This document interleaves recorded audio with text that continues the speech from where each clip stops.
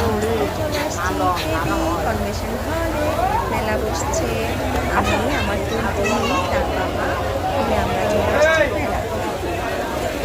মেলাতে ঢুকলাম। কারণ আসলাম আজকে, মেলাটা 1 মাস চলবে। একটু হালকা করে দেখলাম, তেমন কিছু নেওয়া হয় না।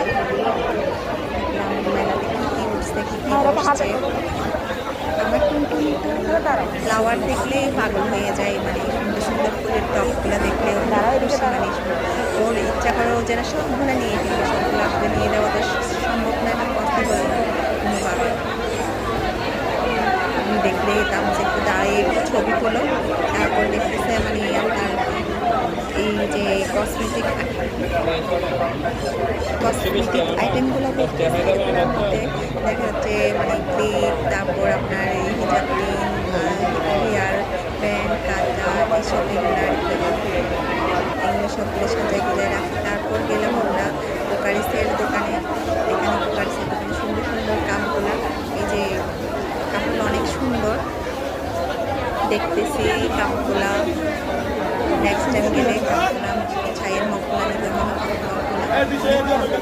কফির মগগুলো আসলেই অনেক সুন্দর।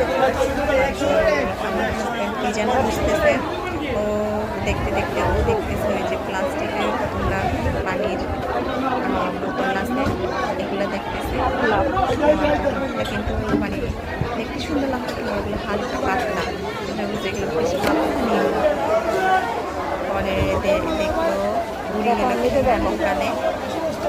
ঘুরিতে পারে না যে সব খেলনাগুলাই নিয়ে ফেলবে। ওকে কোনোভাবে ম্যানেজ করছি, আজকে না কালকে নিবো, আজকে আমরা টাকা আনি নাই। এই হ্যাঁ সে বলে যে আবার আসবো তখন আমরা নিব। নিয়ে দিছি হালকা একটা ব্রেসলেট নিছে, হেয়ার ব্যান্ড নিছে,